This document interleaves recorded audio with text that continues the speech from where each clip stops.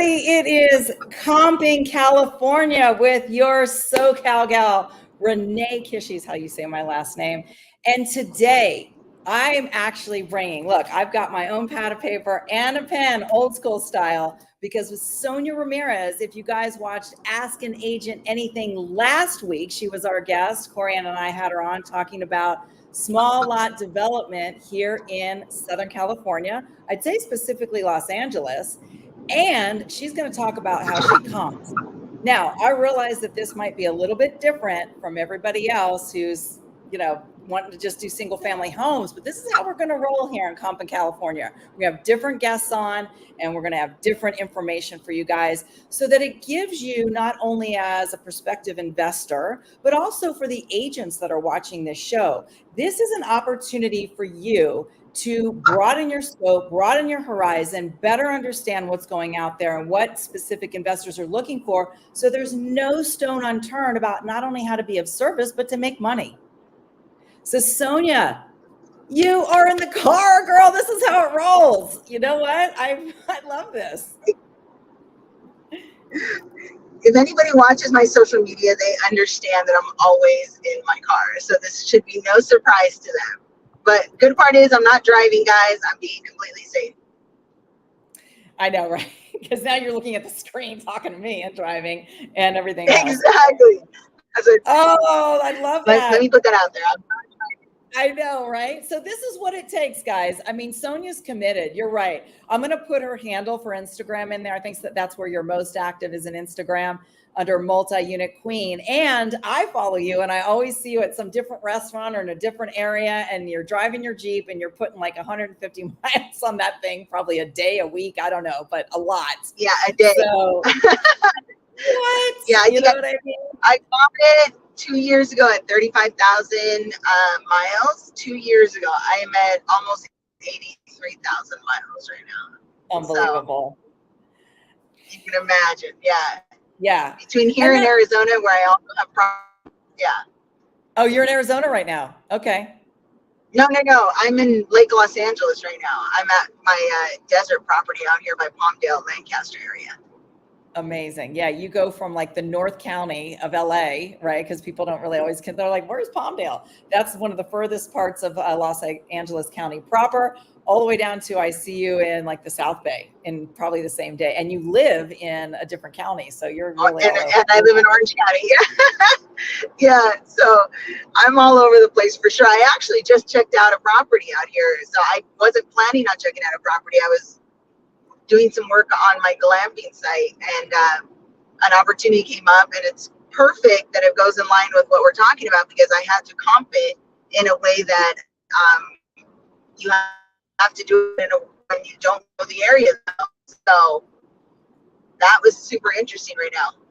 That's right. And I love that you're bringing that up. And thank you for everyone's patience. We're doing things a little bit differently here. So by chance, if we lose Sonia, she'll be right back. So no problem, just because she's going through some wonky, signaling areas. But, I want to touch base on this because the audience is always looking how to also better network. And I don't want to skip over something that you said. You said, I looked at a property that I needed to comp. So my assumption when I hear that is somebody probably brought you an opportunity, or I call them propertunities. Did somebody bring that, or you saw it? No, somebody brought it.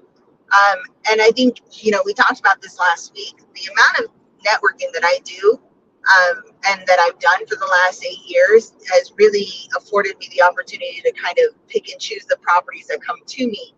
So I get sent anywhere from 10 to 12 properties a day to analyze. That's usually between wholesalers, other agents, sometimes sellers that are, direct sellers that saw my sign somewhere. So pretty large network, and they're normally the ones bringing me properties. That is incredible. So guys, don't step over what you said. Did I lose you, Renee? Nope, I'm here. Can you hear me? I can hear you. I'm gonna keep talking. I'm getting a delay. Keep talking. If you don't, for some reason, I stop. Okay, and I'll stop. We'll stop in between so we don't talk over each other. But what I wanted to say is This is the reward, guys, for prospecting. You know, one of the things in real estate that I don't think gets talked about enough, it gets said, it does not get talked about enough. What gets said is you must prospect every day. So in essence, you're filling the funnel, and you can do that in many different ways, be it now, be it online, you know, with various and sundry social media outlets, old school, if you're going to door knock, sometimes at an open house, you can pick up stuff. But also networking, and networking has never gone away. And really, and you're not only the multi-unit queen, I think you might be the networking queen, because you've made a commitment to yourself. Or what? You have, I know you've said it on your social media, but what is your commitment for networking? Yeah, I build it into my business model. So I definitely am committed to doing one networking event a week.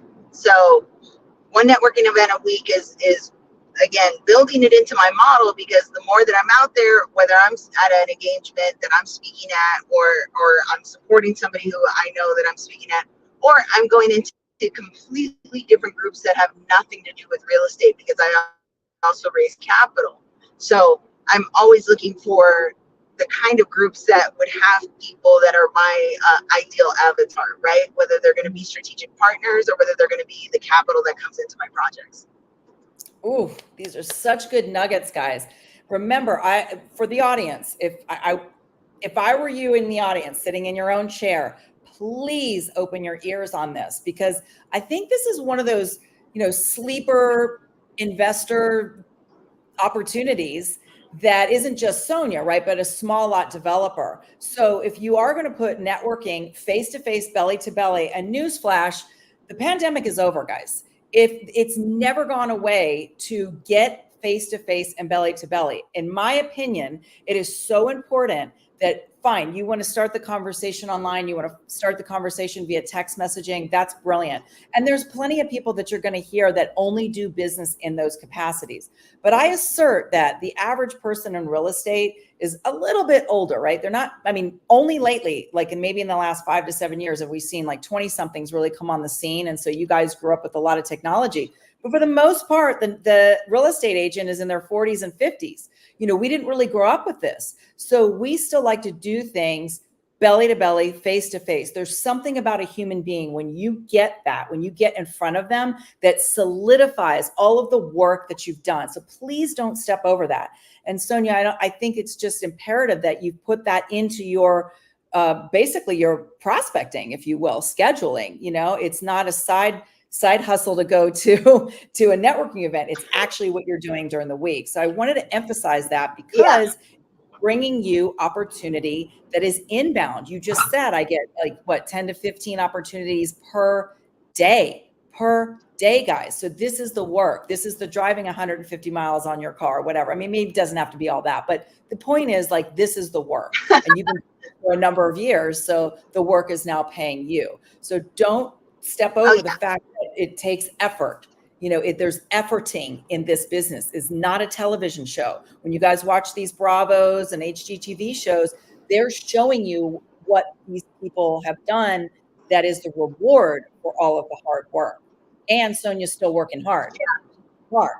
I think the other part of that, Renee, I think you know, there has to be both, is the whole point. You have to be able to leverage AI, and you have to be able to leverage CRMs and drip systems and automation. You have to be able to leverage all of those things, and the follow-up has to be a human. The follow-up has to be you showing up to these things, you know. So I think that, again, our 40, 50-year-olds or 40-year-old plus, right? Elder millennials, Gen X's are still trying to get the hang of that. And then you have younger millennials and Gen Zers that are still trying to navigate the social aspects of what they have to do, right? And so I think once you strike a really good balance there, the sky's the limit, right? That you have to have both systems dialed in, really, I think. Yeah, I agree. And until there comes a shift, which maybe we'll see in our lifetimes when we're older ladies, and maybe we are not doing this anymore. I'll probably do this till till the wheels fall off. But, for those of us who maybe retire or whatever, whatever the case may be, maybe we'll see it in our lifetime. I'm a Gen Xer, but I think that for the most part, when people are dealing with high high numbers, whether it's a small lot development or huge commercial opportunity, a lot of doors, a lot of units, et cetera. We're talking about a lot of money.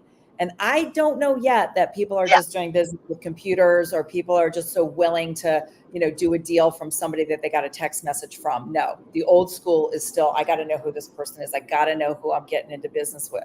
Who am I essentially going into a work marriage with? Who is this person? I need to ask questions, right? So important. So actually, we're getting you mentioned social media. Go ahead. I know, I was going to say, we're getting a little off track, but you mentioned social media earlier, and there's a phenomenon called a familiar stranger, right?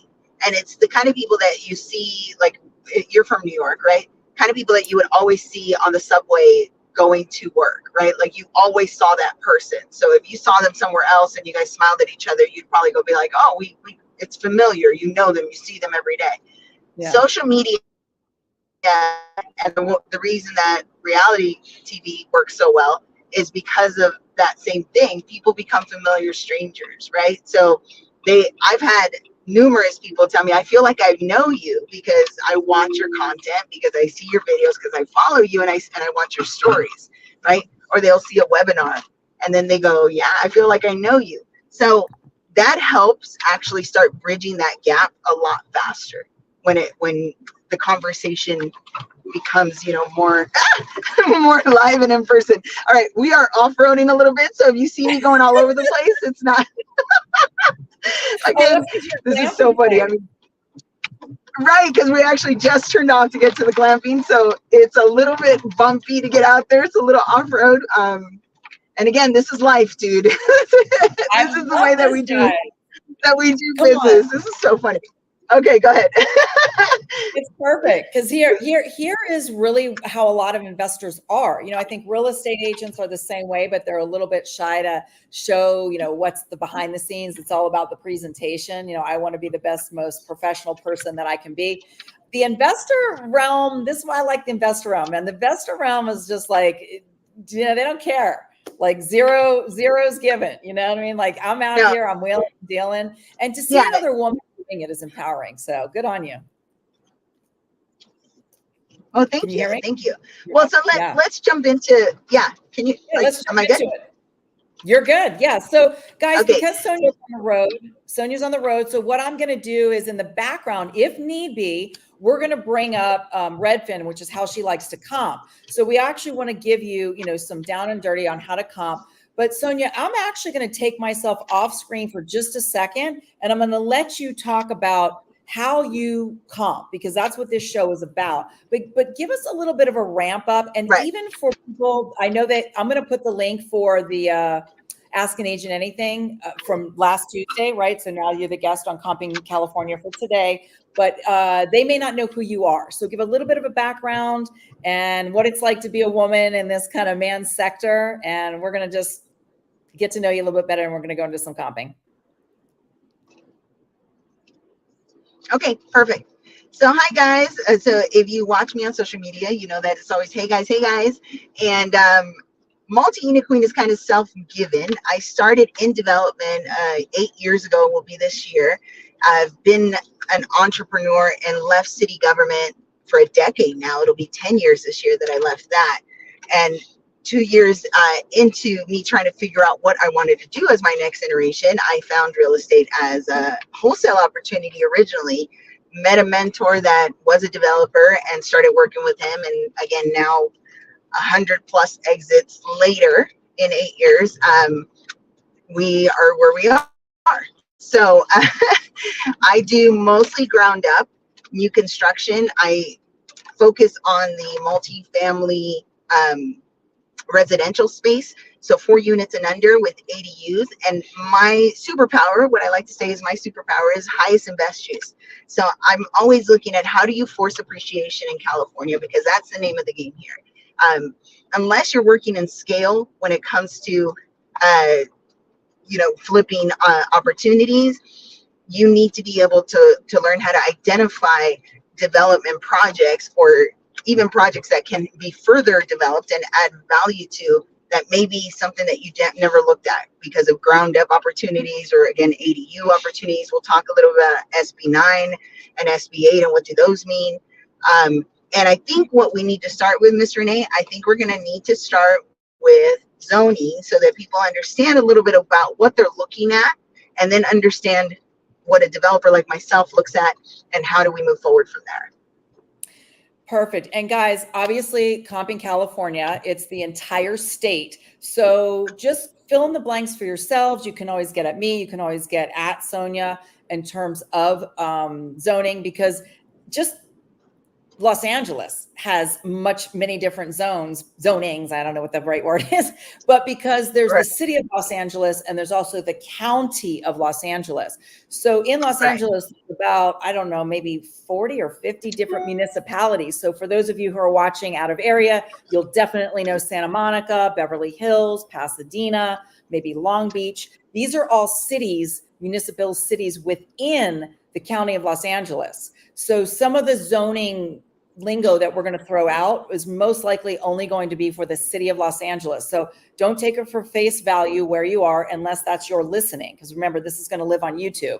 So specifically get to us or find an agent like myself or find someone like a Sonia, by the way, who is usually not hanging out on social media too much. You might trip over Sonia on Instagram because you hashtag something, but most small lot developers are not like hanging out in Facebook groups and networking. They are really more press the flesh kind of people. So you will need to leave your home and make sure that you start to get to know these folks if you want to do more business in this sector, or if you want to, acquire more buyers, if you will, of small lot development. So zoning. So, Sonia, go on. Let us know what you're going to talk about on zoning. The city of LA, I'm assuming. Yeah. Sure. Okay. Well, in general, I mean, City of LA, again, is kind of what I specialize in, right? But I mean, in general, like we're talking comping California, what I want you to take a look at is the zoning is going to be very different with development standards for each municipality, right? So possibly out here in the high desert, you can, what's an R1, which is usually a residential 1 zoning, may allow for 1 unit or 1 house per 1 acre of land, right? Because there's so much land out here. So their requirements are going to be very different than City of LA, where an R1, a 2,500 square foot lot, which is a tiny lot, can still build 1 house on it, right? So R1, even though kind of in general means, that you can build 1 property, you still need to know what the development standards are for that particular one, So let me just stop you here for a second, because it might be a little bit of a fire hose for people. So I'm just going to quickly interject. So just for what Sonia's saying, essentially it's a like for like a single family home can go on, 1 single family home can be built there. We're not going to get too far out in the weeds because parts of Los Angeles County have now passed things where you can have a separate ADU, you can have a ADU with a separate address, which is effectively like having a single family home with another address on the premises. Let's just keep it simple for the moment. Okay, we're going to talk about small lot developments, not necessarily value adds. Maybe we can sneak that in at the end, or of course, we'll probably have you on again. But in terms of zoning, what I want to empower the audience to listen for is next indicated actions. A lot of this is conversation. You guys are tuning in. You want to get nuggets. Here's the next indicated action. When you get off of this YouTube, I would encourage you to literally go into Google and type in zoning for whatever city that you're in, or zoning for whatever county that you're in within the state of California. I'm assuming most people are looking at this, who want to learn about California. But even if you trip over this and you're some other place in the States, that's the easiest place to start. For us here in like the city of LA, I would just go to building and safety. You can literally type into Google building and safety Los Angeles, and you will go down such a rabbit hole of a PhD of education that you'll know enough to be dangerous by the time you've gone down a couple of pages there. So just want to empower the audience listening. Mm-hmm. For sure. And I mean, City of LA, here's a little cheat sheet. It's zimas.lacity.org. So you're going to look at Zimas. That has all the zoning codes. But every municipality, again, no matter where you are in the state, when you look up interactive zoning map, that's usually what you want to Google. for whatever city or county that you're in, Santa Barbara, wherever you're at, San Francisco. And then for County of LA, it's ZNet. So you're going to look up ZNet, that'll give you LA County. But again, every building and safety, if you can't find interactive zoning map, then go into the building and safety website of whatever municipality you're in, and there should be a search bar there where you can find a zoning map, interactive zoning map. So definitely that's a huge nugget, that you start your homework there. And that's the very beginning when you're looking at, you know, what are you pitching to a developer, or how are you looking at a property, is that you have to know what you're looking at. So that's your foundation. You have to know what the lot size is. I used to get asked these questions by my mentor constantly. And then when people send me property and they go, I think it's a development. I go, how big is the lot? What's the zoning? Do you know what the development standard is? What's the frontage? How big, you know, what are the dimensions of the property? I ask all of these questions. Do you know if there's overlays? So I'm asking people who are bringing me property these questions. So we want to make sure that you guys are empowered with tools on how to find those answers. And that's brilliant, right? Because I am a big fan of education and empowerment. And why is that? Also, selfishly, a little bit for efficiency. You know, it's brilliant that people are hot potatoing deals all over the place. But if you're actually not doing a little bit of homework, not you, Sonia, but the audience at large, if this is what investors are good, you want to differentiate yourself, right? Everybody and their mother is trying to be an investor right now. I've never seen anything like it, like in the last 5 years, right? Seriously, it's like insane. So how are you? That's fine. It's a level playing field. We live in a capitalist society. Everybody gets a fair share. I'm not throwing shade on anyone. What I'm up for is, how do you empower yourself? How do you differentiate yourself? I would seriously recommend rewatching what Sonia just said, because I even knew that and I kind of forgot a little bit. I mean, there's so much happening going on in the day that don't ever get in front of yourself. Don't ever think that you remember everything, because if small lot development or development isn't your daily wheelhouse and you're, say, just talking to wholesalers who are just flipping, you might forget this and you go, oh, wait a minute, here's something that looks like a development play. And then you just call Sonia or you even call me and you throw it at me. It's going to require me doing more homework. That's going to lead me to, right, hey, that wasn't really a deal. And I don't know that I'm secretly, I hate to say this, but we kind of judge, you know, we secretly, I don't know if I want to do a whole lot of business with you. If you just keep throwing me addresses, that's not my job to comp things. So I say this lovingly. You guys know I'm real. I'm keeping it real, because what agents and what investors will not tell you is what I'm saying. They'll just ghost you. And you wonder why people ghost you. So be efficient with your time. Learn as you go, take what's being said, and please apply it, because then we're going to want to do more business with you. We're going to know that you're taking this seriously as a craft. All right, that's my 2 cents. Go ahead. Well, so that's your foundation, right? If we're talking about, and again, when we say small lot subdivision, that means we're doing 4 units and under, right? So we're not doing commercial properties. Now, the property that you identify could be that, right? Again, depending on the zoning, I get people saying, based on the zoning, you can build 15 units. And I'm like, yeah, but that lot size is going to be like a 7-story building. Do you understand how expensive a 7-story building would cost, right? And so even though sometimes you understand what the zoning means and you go, okay, this is what you could build on it. And I see this all the time on MLS listings and everything, could build this many units. Like an R2 normally means 2 properties, and they go, you could build it and it's a 3,000 square foot lot. No, you can't build 2 units on that, right? It's just too small.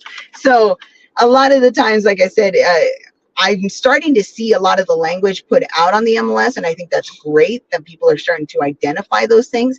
But I can tell when somebody doesn't know what they're talking about, because they understand it on a very surface level, but then they haven't really thought constructively about it and go, oh yeah, how are you going to put 2 units on a 3,000 square foot property, on this tiny little property? Yeah, you could.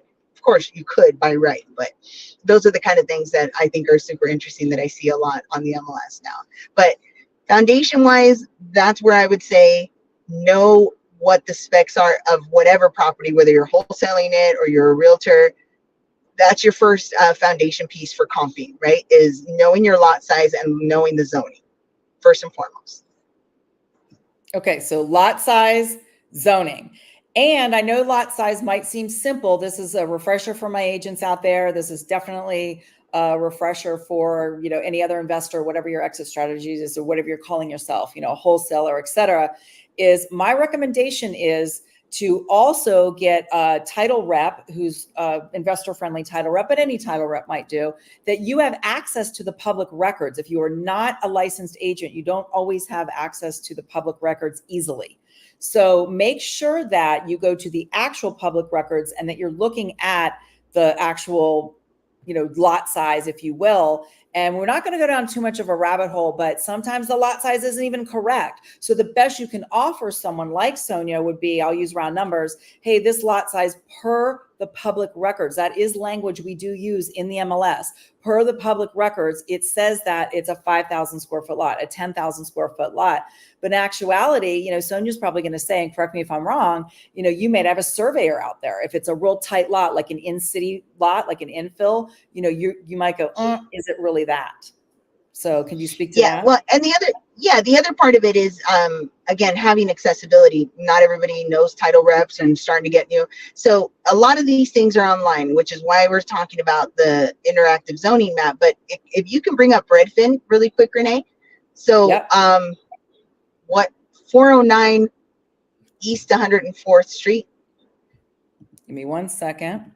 409 East 104th. Yeah. There we go. Whoops. Okay. Yeah, that's it. So as you scroll down or even across the top, you see the tabs on the top that says property. Yeah. Yep. Which one says property details, I think? I got you. Okay. Property details. It takes us down. Yeah. So here's some information that'll give you some of the things that you need to see, right? So you can get some of the information here. If you keep scrolling, one thing that I liked about Redfin is that they now have the zoning on here, and they didn't used to. Yeah, I think it's another little added tab if you keep going down. Let me go down. Other, maybe? No. Oh, No. Here it is. It's under location. So LAR2. Yeah. So that's one way to find it. Again, didn't used to be there before. And I think if you keep scrolling down, go down a little bit more. Keep going, keep going, keep going. There's a little that. There we go.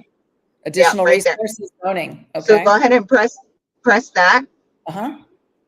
So this is something that was new that we saw that started coming up on Redfin, which is one of the reasons if I'm not near my computer and I'm not going to get into my MLS system for whatever reason, or I'm walking somebody through that doesn't have MLS access, this is where I tell them to go look for information when I'm asking them the questions.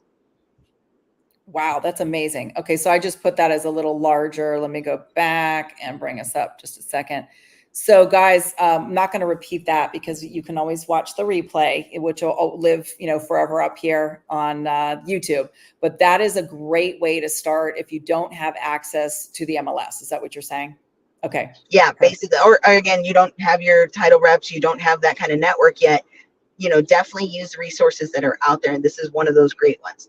So that's definitely one of the tools you want to use is on Redfin, right? So look at the zoning, and again, it gives you that information. Parcel maps and the realist for the agents that are watching, that's where you can find a lot of the information as well without having to get into interactive zoning maps and having to go find them and stuff. But again, that's what you want to see. You want to see dimensions, you want to see lot size, you want to see zoning, right?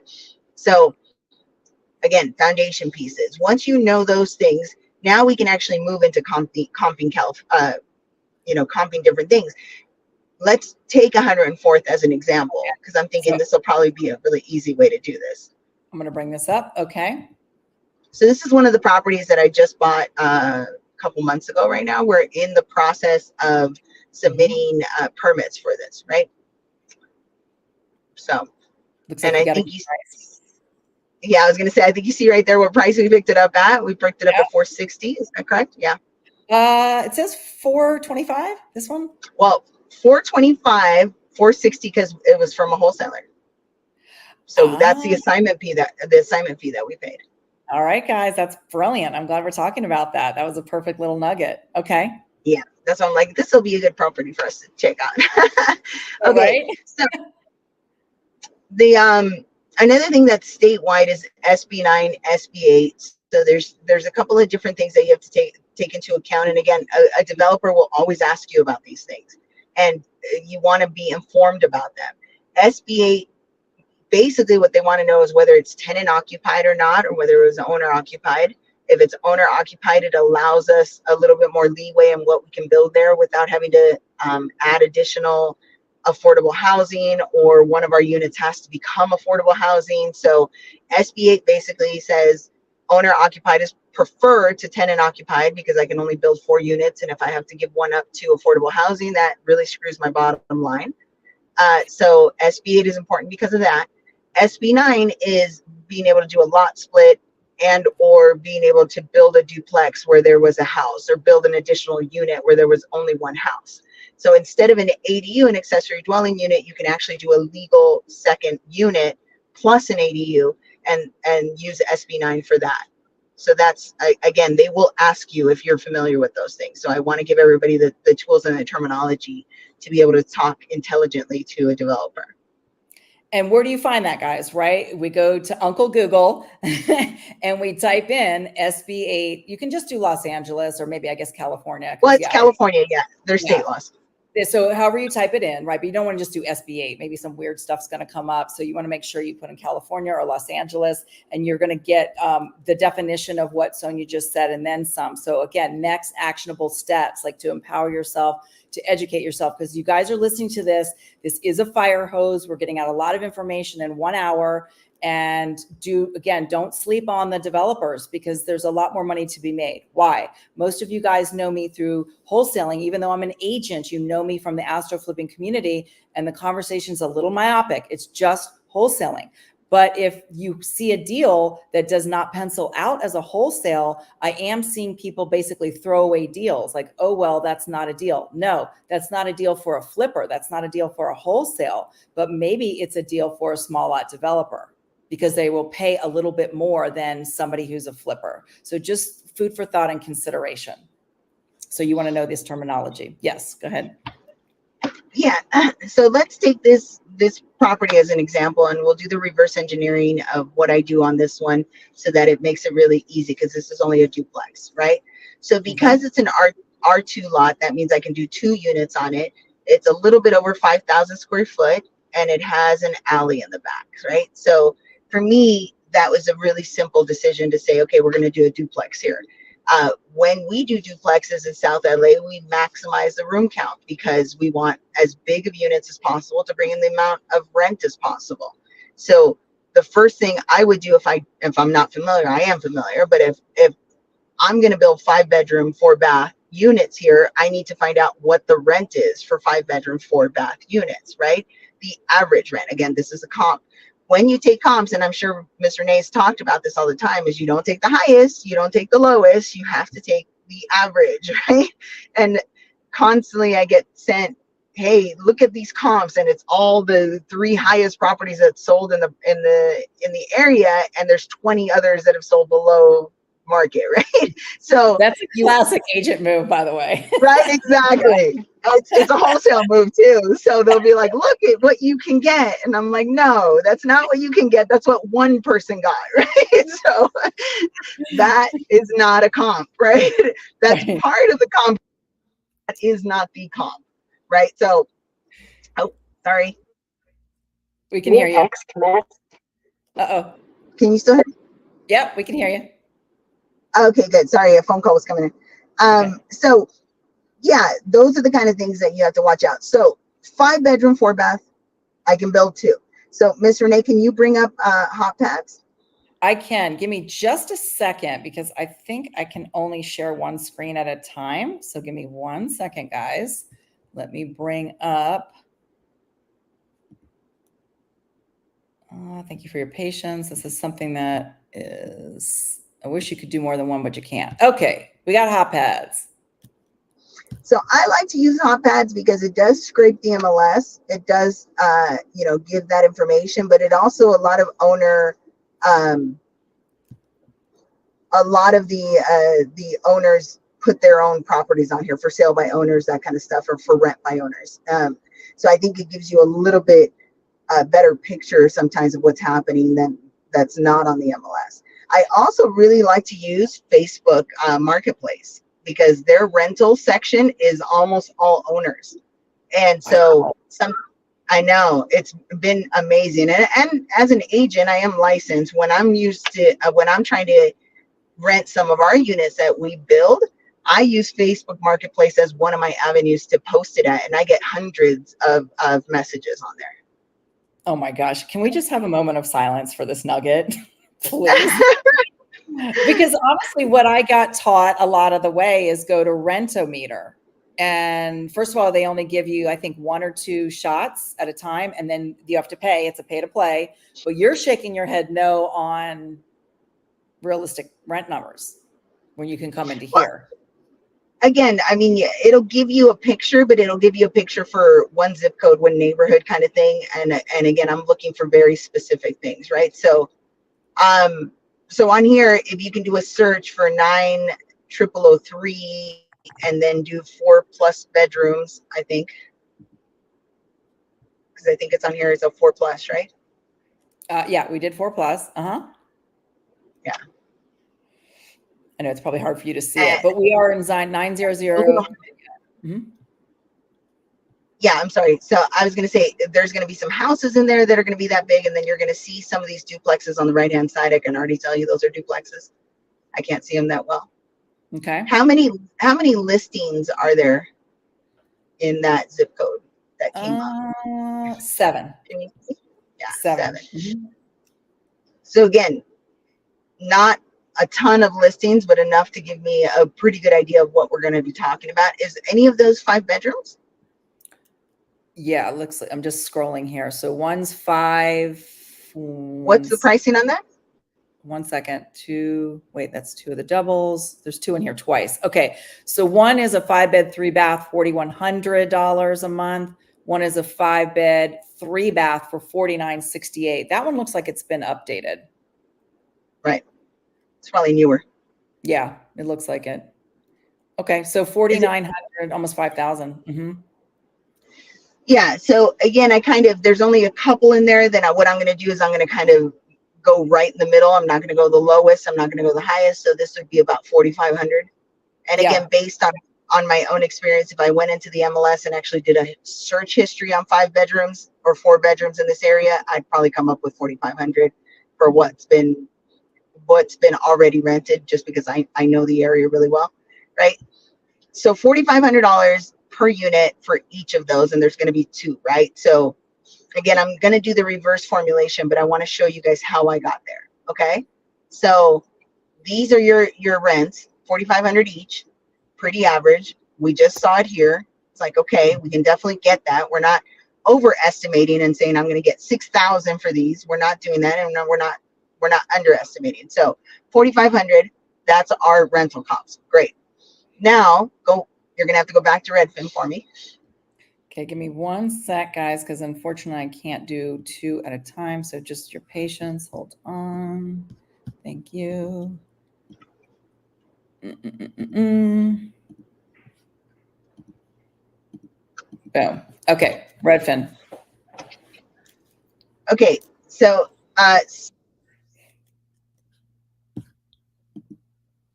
oh, you froze. Oh no, she froze on us. Okay, wait, you froze on us. Yeah, I can now. You just froze for a second. Go ahead. Oh, that was weird. Okay, so yeah, so let's go 90003. Okay, 1 second. And we're going to be searching sold and then multi-unit. Oh, sorry. It's going to be one of the filters there, yeah. Yeah, let me go over here. Where is it? 9003 sold. What's the filter? I can barely see it on my screen. So Save search? No. Why does it make me sign in? Buy. Oh, here we go. Right? No. Homes for sale, land recently sold. We want multifamily. Yeah, multifamily. Sorry, there it is. I know, but it's not giving me multifamily. Oh, Yeah, it's weird. why Where not? is it? Where is it? It says homes for sale, condos for sale, land, open houses recently sold, but no multifamily. Am I Go to not seeing it? recently sold. Yeah, Go to that's what I'm. recently sold. Okay. Oh, there we Can go. you put? Okay, Yeah, there it is. I got you. It was in there. Okay, cool. Now we're here. Okay. Okay. So does it have an option for? Well, again, we're looking at duplexes, right? So we're looking at, because we're looking at large duplexes. No, go back to where you, with the bedroom count that you just went in. Yeah, let me go here. Okay. Right. So we're gonna go. What's the max bedrooms right there? 5+. So let's go 5+ and 5+ bathrooms as well. And let's see if anything comes up. So 70 4. Yeah, a lot of people have been building in the area. So Okay. that's a duplex right there, right on the bottom left. Yeah, this one. Mm-hmm. What's the No. asking price on? Oh, it says 10 bedrooms, 6 baths. No. Yeah, This is but no, that's correct, because mine will be okay. 10 bedrooms. Oh, I see what you. Okay. So I'm sorry. What was the question? What was it? What's the price on that? $1,050,000. Oh, so that's an existing. Yeah, press on that real quick. Okay. Or is this sold, or is this? Yeah, it's sold. Sold on May 22nd. Mm-hmm. Yeah, so let's bring up that listing real quick, because again, I kind of want to show. Yep, it's here. I brought it up. Did you fill the screen on it, or am I not seeing that? I'm sorry. Yeah, it might be a delay. It's up on the screen. I think it's frozen. Oh, it might be frozen on your end. We can see it. So it's 2 to 4 units, 5,100 square foot on the lot. Can you hear me? Oh, okay. You can hear me. Okay. Yeah, I can hear you. I'm not seeing what you're seeing. I'm just seeing I'm still seeing the map on Redfin. Oh, I see what we did. Give me 1 second. Don't you love technology? It's okay. I know what's going on. It won't. Hold on. Now I'm learning something. This is the actual system that we're using. This is not me per se. It will only let you share one screen at a time. Ah, yeah. So now you're seeing the correct one. Okay, I got you.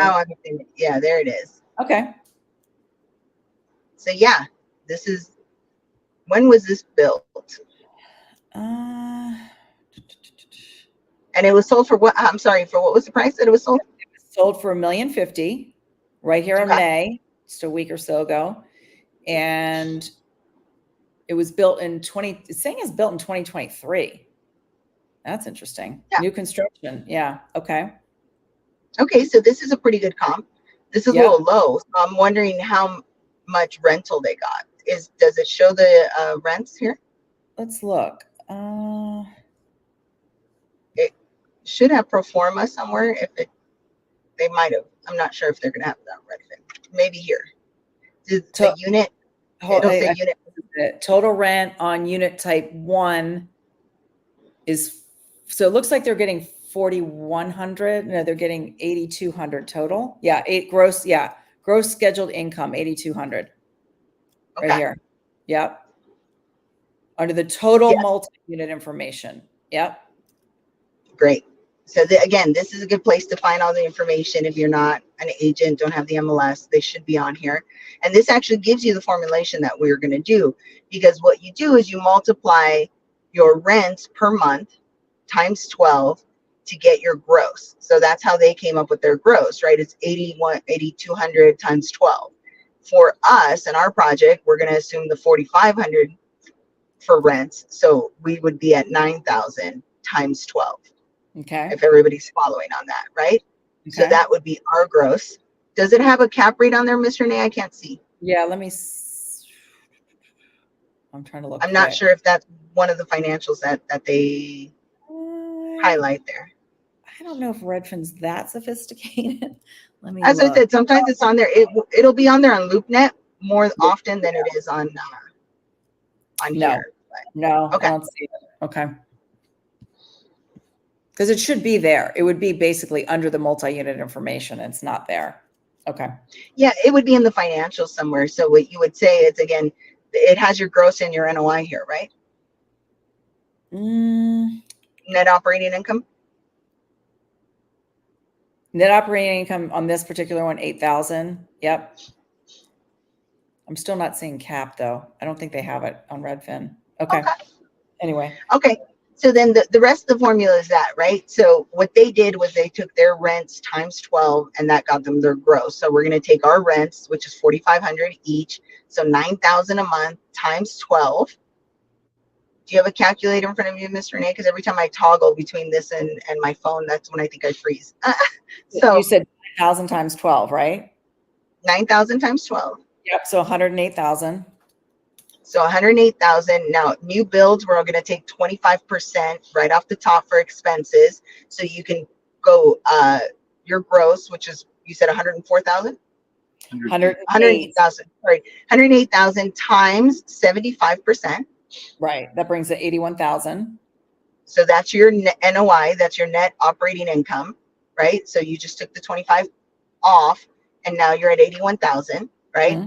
Now, what we're going to do is that we're going to divide that by the cap rate that we know what this area is.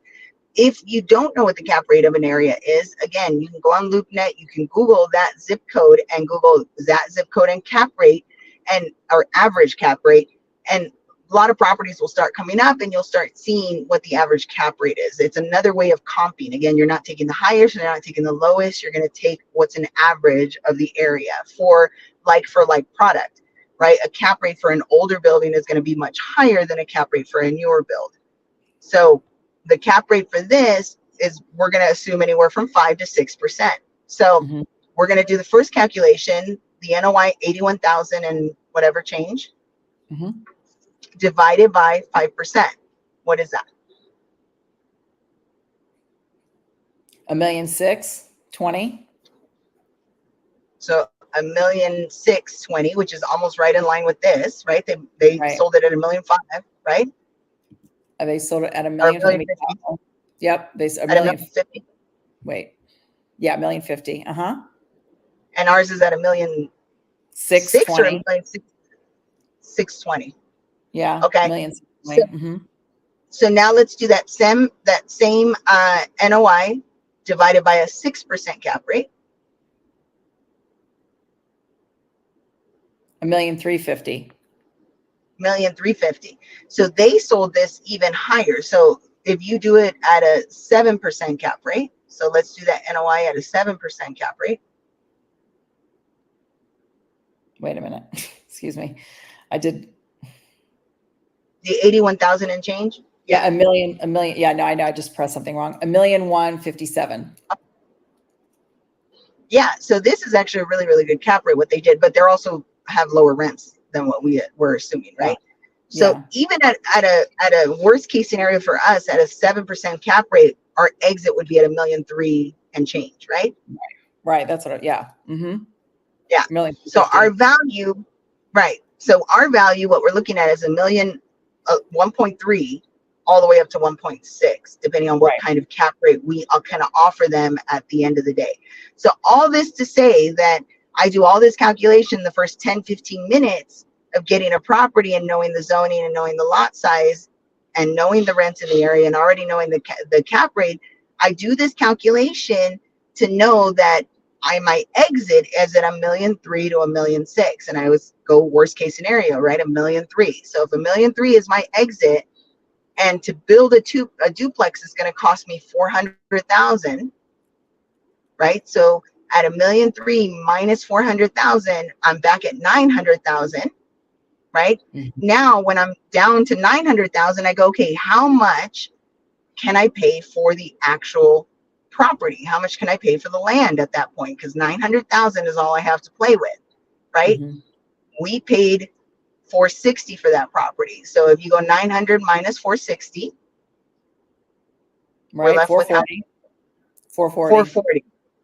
So this, on the most conservative, worst case scenario for us, will make us $440,000 in profit, right? So that's the reason developers do development, right? Because you're talking these kind of profits on building what we build as opposed to a single family or a flip, right? So it doesn't make sense if it doesn't at least make that money.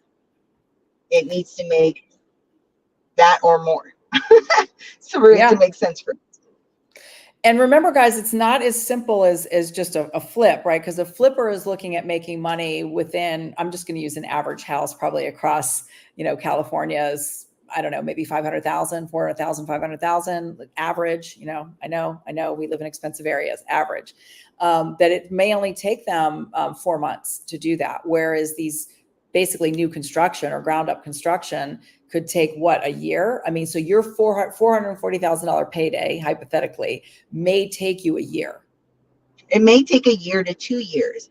And even when I'm talking to my capital partners, I'm giving them a 2-year time frame, even though I know that I can exit in probably 12 to 18 months, right? But realistically, yeah, even if I don't sell the property and I refinance it, once I stabilize the income and have it fully rented, right now I can refinance, get everybody paid out, and hold the asset. So there's different exits that I have, but it's going to take 12 to 18 months. Worst case scenario, 24 months. So that's normally what it is. So again, 440 is divided, let's say, by 2 years. So I'm going to make 220,000 on that profit a year on that property. And that's the other reason we do 20 of them, right? We do a scale of them. We don't do one property a year, right? We have 2 of those properties right now. We have some simple flips, but again, flips for us have to make the spread has to be over 200,000 as well.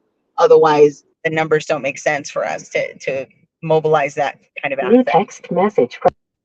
So this is what I hear you saying for some of the listeners, right? Because they're going to get wowed by the numbers. So it's probably a similar risk reward as a flip, but it's also, what is your wait time? If you need to make money now, that's why at least Jamil with Astro Flipping and the conversations that are coming out of those type of communities is that you wholesale, so that if you don't have a license, you wholesale because you want to build your money. You got to start somewhere. And then typically people will do a flip, something just up from there, and then they get into development. But I will tell you that, we lost Sonia. She'll be back. It's okay. What I will tell you guys is that don't be afraid to start here. If what Sonia's saying, and this speaks to your heart, I know a couple of people that just basically got their real estate license and kind of did real estate agent stuff for a minute. Let me bring her back up. That's okay. I kept talking. We already warned them, you're out in the boonies kind of, but what I was saying is, don't be afraid if this is on your heart to do this. If any of the listeners are thinking like, whoa, do I really have to be a real estate agent and then go do flips and then possibly do a small lot development? No, it's a different skill set. You are looking to raise capital or get money, basically, because these are big, huge projects. You saw the numbers, right?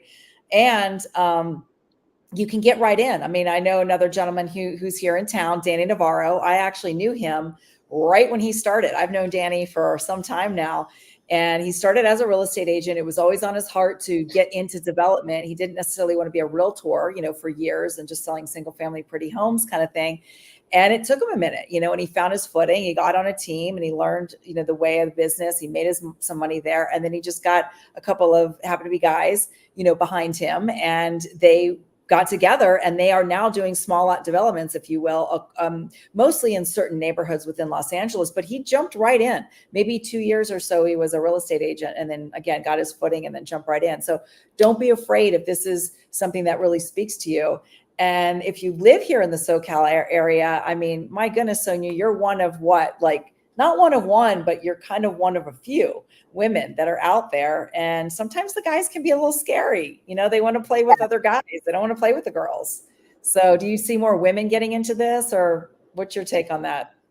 I'm starting to see more women in the development, in the single family flip space. I'm starting to see more contractors, which is amazing, more general contractors that are women, and I'm starting to network with them. Not too many in the development space yet. So there's plenty of room, guys. There's plenty of room, ladies. Come on over. But yeah, that hasn't quite taken off. I I honestly, well, no, I do know two. I do two. I'm like thinking, who do I know? But there is two ladies that I know that do development, that I do. One of them residential, one of them does commercial, like bigger commercial, where she does ground up. But very few. You're right, and I'm very familiar with Dana. We've done deals, but together we've looked at it, and we're usually competing for the same deals. So yeah. Yeah. yeah. And you know what? I may send you both the same thing. I mean, who knows, right? It depends on who's Yeah. buying drinks. Sonia's making so much money. She's buying pizza and beer. Anyway. Well, and it just depends on everybody's buy box too. His Yeah. margins might be smaller than mine. His margins might be bigger than mine. He's like, hey, if it doesn't make $1 million, I'm not in it. It just depends. It depends on everybody's business model and their buy box ultimately. So you need to find that out, what that is. But I hope this helped. I really hope that this little crash course in what is it that we look for in a property. And again, using LA as a case study with the particular property that I have. But you can do that really anywhere. It's like Renee was saying, you need to be out there. You need to be, what we talked about, the green fences, right? The developers most of them do put their signs out on their green fences saying constructed by, developed by, and just start hounding them, start finding out what their buy boxes are. You want to work with them. Do they have mentorships? Do they have strategic partnership opportunities? So don't be afraid to ask, for sure. And I just want to put a pin on that comment, because 19 years later, right, I've had my real estate license for 19 years. I primarily worked with investors of all kinds during that time. I am not above it. Guys, I was out walking in my neighborhood not too long ago, and all of a sudden there was no for sale or for sold sign on this house. It was just there. And then the next day it was gone. When they actually tear down a house, right, and they bring the bulldozers and they were spraying water all over it so the dust doesn't fly around too much, all that. I was like, oh my God, I'm walking down the same street and that house was sold, like off market. And anyway, there's a green fence around it, right? And the guy who happens to be the developer, because it is a single family home, but a developer puts a sign out there, and then you see all the electric and the plumbing and the, all the things, the alarm system. I mean, don't be above any of it, guys. I'm out there with my phone taking pictures, because it's like, oh, cool. This is a new fire alarm system. This is a new electrician, and this is that, and this is that. It's everywhere. You must open your eyes when you're out and about. Sometimes even when I'm driving, I'm like crazy. I'm the ugly house whisperer. I pull over, I write down asterisks, I pull over, I get out, I start talking to people on the premises. Side note, most of the time these guys are off work at about 3, like the workers on the site. So if you're going to do this, take your lunch break, go drive around. They work hours, they're not really there on the weekend necessarily. So, you got to get there when there's people on the premises. So Sonia, really quick, because we're at the top of the hour, do we have a couple more minutes to answer a few questions? If you guys are willing to hang out, are you open to that? We'll do a rapid fire. Is there questions? There's a few. So Cecilia said, maybe we answered this, but I'm just going to go down the list as it was in order. Okay. So how do you price a value add like an ADU when comping? We can keep it quick. Well, and again, ADUs are becoming super, super common, right? So you always want to look, when you're doing a search, put in ADU or accessory dwelling unit as a keyword when you're searching. If you're working with a realtor, they also have the capability of searching with that keyword. So make sure to see if there's anything already out there. Your appraisal will do price per square foot, your appraisers. So if you see, again, if there is no ADUs out there, if you're like, hey, there's nothing out there, then depending on how big your ADU is going to be, whether it's a garage conversion or ground up, take that square footage, add it to your house square footage. That's going to be your new square footage. And now do a search for that square footage of the neighborhood that you're looking in and see what's the price per square foot that was sold. So if it was $300 a square foot times your square footage, that your new square footage with your ADU, that should give you your exit number. That's the value approximately, right? Again, take the average if you actually find more than one property. And I also assert that if you're doing an ADU that's like a prefab type of ADU, the company that you're working with or having it delivered, they should also be able to help you or cold call them, if they're local. So that's just another, again, more stuff to kind of think out of the box on how to educate yourself. Cecilia also asked, how do you comp a 4-unit exit on a properly zoned lot in South LA infill lot? Ooh, that might be more time than we have. Is that a quick question? Well, and again, your 4 units are going to be anywhere from 2.5 million up to 3.1 in South LA, depending on your unit count, depending how big, again, square footage, because you have to stay in line with price per square foot for South LA, and your rents. So when you take those 3 things and you average them out, you're going to get anywhere from 2.5 to 3.1, depending on how big the rooms are, how big the buildings are, and what your rents are that you're collecting. Beautiful. Guys, give Sonia some fire. If you're on YouTube, if you're on Facebook, wherever you are, please smash some fire emojis in there. You know how these crazy algorithms work. Don't hoard all the information to yourself. Get it out there. If this has brought anybody value today, my one request, and I'll say it on behalf of Sonia as well, is to please put this word out there. You know, copy and paste this from YouTube and say, hey, this is what I learned at this, you know, YouTube, put it in there, right? The URL, and come smash the subscribe button. All this matters. It gets the word out. Many of you are here because I personally invited you. I went into the DMs and I said, hey, here's what's going on. Here's what's coming. And we have a really good showing right now. This is our 3rd episode. We're going to gain some traction. We're going to be talking about stuff all over California. Just wait. I've got some Northern California people, guys. Just wait. We've got lots of different guests. Sonia, you are brilliant. I have loved you from afar. I saw you speak at the SoCal JV event, God, maybe a year ago. I don't know. Yeah, it was February of last year. Yeah. Oh, Lord, I'm a year older. You were so vivacious and just welcoming. And I'm sure everyone gets her energy here. She's not spooky. She's not scary. She's not a type A personality, meaning like, you know, how that goes, right? Like, get out of here, kid. You know, I think that I'm not diva yet. So catch me before I become too diva. So that's her before she does 40 of these a year. And then she's going to peace out on an island. So she's gonna I got to hurry up, right? Listen, I look forward to doing some business with you. I'm definitely we're going to smash the buttons on this glamping thing, which is coming up in the fall, because it's a little warm right now, probably up there for most people. But I think come the fall. It's 102 today. That's not all of LA, guys. That's like northern up in the high desert. You heard her say this is the desert. This is Mojave. Yeah. Yeah. For sure. Oh boy. So your time is valuable. I appreciate you immensely, more than you think that you might know. I just think you're a really special person. I love following you on YouTube. We are due for some kind of dinner or drinks or both. So we'll get that in the calendar. I'm sure we will have you back. Guys, at multi-unit queen, at multi-unit queen. I think you're most active on Instagram. You might push it to Facebook, but you're really most active on Instagram. Okay. Got it. Sure. For IG is my yeah. And you do, if you're in the LA area, you also host live on site, you know, at your projects. I mean, I've gone to support you at them. So make sure you keep your eyes wide open, follow her, see what's going on, leave your house, guys, get out from behind your computer. If anything, go support a sister. Go support a fellow sister in this business and go to one of her events here in LA. Who cares if it's 45 minutes away? Get it in your schedule. Go. You will learn more. You will kiss babies and shake hands on the premises. I promise you. And bring a friend. Don't hoard this information, because you never know when you get to spread the wealth. That is the abundance attitude. Sonia, thank you for coming live from your car in the middle of the Mojave Desert, and it's stinking 100 degrees. Get out of here. I love you. Thank you. And we will love you next week. Bye, guys. Thank you so much. Bye, guys.